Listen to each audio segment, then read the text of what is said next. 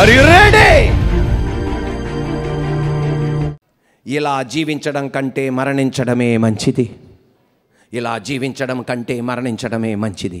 ఏ రోజైతే పరిస్థితులు తారుమారైపోతాయో ఆ వ్యక్తి నోట్ల నుండి వచ్చేది, ఇలా జీవించటం కంటే మరణించడమే మంచిదండి. అది ప్రతి భర్త నోట్ల నుండి వచ్చేది, ప్రతి భార్య నోట్ల నుండి వచ్చేది.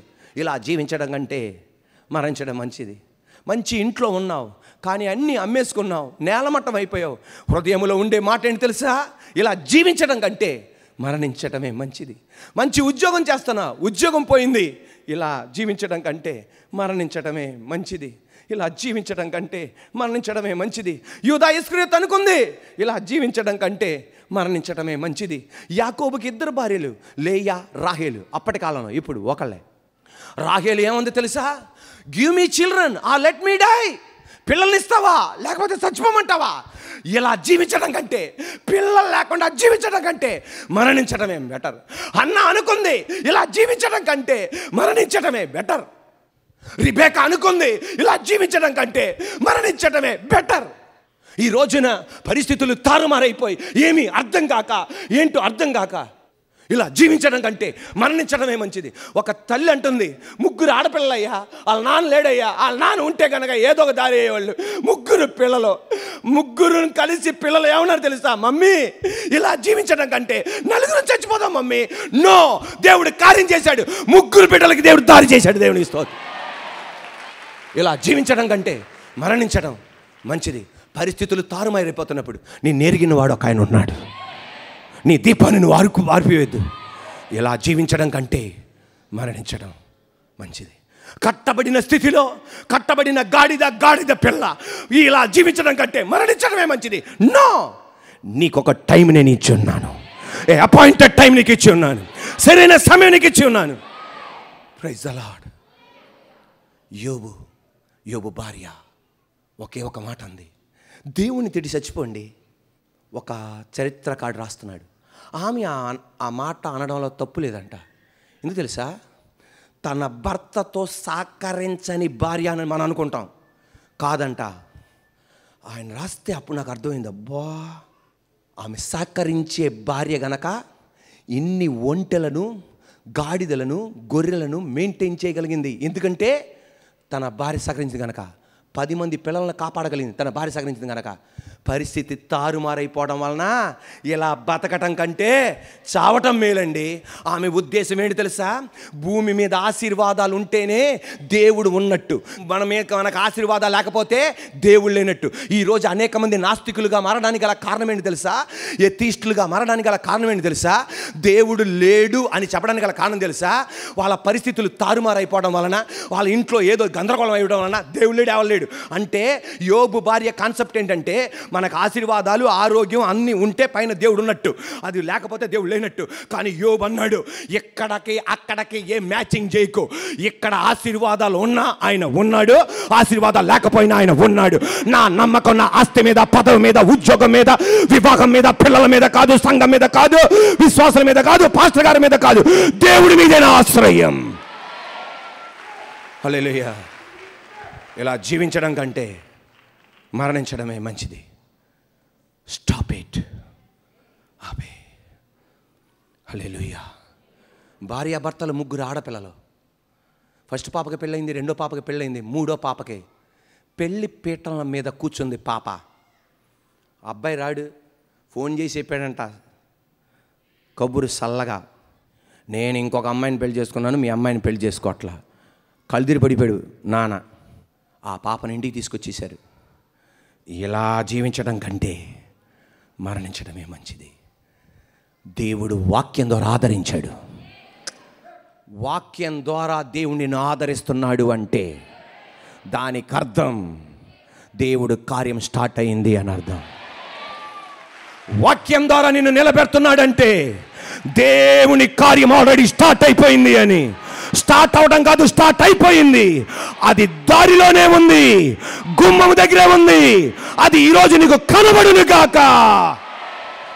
Praise the lord. దేవాది దేవుడు మోసం చేసిన పురుషుడి కన్నా మించిన ఒక వ్యక్తిని దేవుడు నిలబెట్టాడు. జీవించడం కంటే మరణించడం మరణించడమే. ఎందుకు అనుకుంటాం తెలుసా ఆ మాట? ఇదివరకు వైభవంగా బతికాం, హుందాతనములో బతికాం, అన్ని ఐశ్వర్యాలతో మనం బతికాం. ఒకేసారి నేలమట్టం అవడం వలన 10 మంది ఎదుట నిలబడలేకపోతున్నా, బంధువులు ఎదుట నిలబడలేకపోతున్నా, వివాహాలకు వెళ్ళలేకపోతున్నా, ఫంక్షన్లకు వెళ్ళలేకపోతున్నా. ఇలా జీవించడం కంటే మరణించడమే మంచిది. ఎందుకంటే సాతానుగాడు ఏమంటాడు తెలుసా? మరలా ఆ స్థితి నీకు రాదు అని చెవులో వాడు ఊదుతాడు. వాడు ఎప్పుడు సత్యం చెప్పడు, భయం పుట్టిస్తాడు, లేని భయం పుట్టిస్తాడు, అపవిత్ర మాటలు చెప్తాడు, మోసకరమైన మాటలు చెప్తాడు, భయం పుట్టిస్తాడు. ఇక పూర్వస్థితి రాదు, ఆ మంచి రోజులు రావు. తద్వారా ఇలా జీవించడం కంటే మరణించటమే మంచిది. ఇది నా మాట కాదు, ఒక భక్తురాలన్న మాట. ఆ మాట ఏంటి తెలుసా? తడిసిన కట్టెలు మండుతాయా? అందరూ ముక్త కంఠముతో అందరూ చెప్పాలి, తడిసిన కట్టెలు మండుతాయా? తడిసిన కట్టెలు మండవు. కానీ ఇశ్రాయేలు ప్రజలు 2 ఆలోచనలో సతమతమైపోతున్నారు. బైలా దేవుడు, యెహోవా దేవుడు. కర్మేల్ పర్వతం మీదకి వెళ్ళారు. 400 బైలా ప్రవక్తలు ఎడం వైపున ఒక బలిపీఠం కట్టారు. ఏలియా కుడివైపున ఒక బలిపీఠం కట్టారు. వాళ్ళు ఎక్కువ మంది మెజారిటీ కనుక వాళ్ళకి అవకాశం ఇచ్చారు. పొద్దున్న నుండి సాయంత్రం దాకా కట్టెల పైన బలి పశువు పెట్టి అరుస్తున్నారు, అగ్ని దిగునుగాక, అగ్ని దిగునుగాక. అగ్ని దిగల. ఏలియా అన్నాడు, ఇది నా టైం, ఇది సంఘం యొక్క సమయం, మీ కుటుంబం దీవింపబడడానికి ఉన్న సమయం, మీ పిల్లలు ఆస్వాదింపబడడానికి ఉన్న సమయం, మన మందిరం బహుగా విస్తరింపబడడానికి ఉన్న సమయం. ఆయన త్వరగా రాబోతున్నాడు. వాళ్ళు గంతులేసి అరిసి బలిపీఠాన్ని స్కాటర్ చేశారు, చెదరగొట్టేశారు.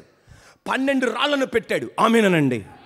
12 రాళ్లను పెట్టాడు, కట్టెలను పేర్చాడు, బలి పశువును పెట్టాడు. 4 కొండల నీళ్లు తీసుకురండి అన్నాడు. ఆ కట్టెల మీద 4 కొండల నీళ్లు పోశారు. మళ్ళా తీసుకురండి అన్నారు. నీళ్లు దొరకని సమయం. మళ్ళా 4 కొండల నీళ్ళు తీసిపోశారు. మళ్ళా 4 కొండల నీళ్ళు పోశారు. 3 సార్లు పోశారు. 3 సార్లు 4 కొండలతో 3 సార్లు పోశారు. Are you ready? తడిసిన కట్టెలు మండవు. వాళ్ళకి చెప్తున్నాడు, తడిసిన కట్టెలు మండవు. కానీ తడిసిన కట్టెలు నా దేవుడు మండించబోతున్నాడు. ఈ తడిసిన కట్టెలు మండవు, కానీ నా దేవుడు ఈ తడిసిన కట్టెలను మండించబోతున్నాడు. అబ్రహాము దేవా, ఇస్సాకు దేవా, ఇశ్రాయేలు దేవా, నువ్వు దేవుడు అని రుజువుపరచడానికి ఈ కట్టెలు మండును గాక. అగ్ని వచ్చింది. తడిసిన కట్టెలను మండించి బలి పశువుతో సహా, కట్టెలతో సహా బూడిద చేసింది. ఇది ఎందుకు? రకరకాల అర్థాలు ఉన్నాయి. ఇది ఎందుకు ఇలా జరగబడింది? ఎందుకు ఇలా జరగబడింది తెలుసా? ఇశ్రాయేలు ప్రజలు ఇది వరకు మండుచున్న కట్టెలు, కానీ ఈరోజు పాపమన్న నీళ్ళతో తడిసిపోయారు, శాపమన్న నీళ్ళతో తడిసిపోయారు, విగ్రహారాధన అన్న నీళ్ళతో తడిసిపోయారు. ఇక మండటం ఇది వరకు మండినట్టుగా మండలేరు.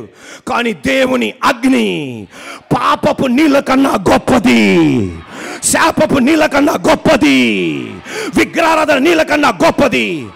ఇప్పుడు కసి మీద ఆమెననాలి. ఇది వరకు ఎలా మండారో మరలా ఈ కట్టెలను తిరిగి మండిస్తున్నాడు నా దేవుడు. ఈరోజు చప్పట్లు కొడుతుండగా పూర్వ వైభవాన్ని మరలా నేను తీసుకొస్తా. నీ ఇంటిని మరలా నేను మండిస్తా. పాపము చేత తడిసిపోయినా, విగ్రహారాధన చేత తడిసిపోయినా, శాపం చేత తడిసిపోయినా అగ్ని దించుతా.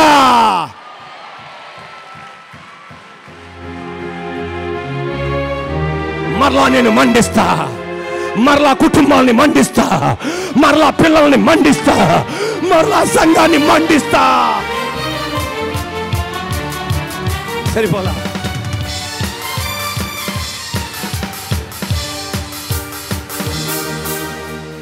హల్లెలూయా. కట్టెలు, తడిసిన కట్టెలు మండవు.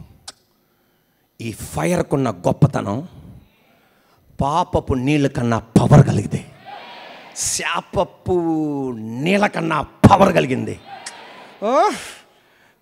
విగ్రహారాధన నీళ్ళ కన్నా పవర్ కలిగింది, ఏ దుష్టత్వపు నీళ్ళ కన్నా పవర్ కలిగింది. తిరిగి మండిస్తా. ఈ రోజున మరి రెడీ 12 మంది శిష్యులు అందరూ చెదిరిపోయారు.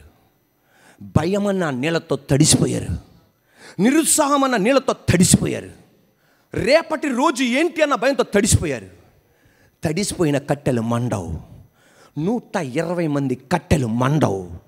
కానీ కర్మేల్ పర్వతం మీద దిగిన అగ్ని, హల్లెలూయా, మరలా వీళ్ళని మండించింది.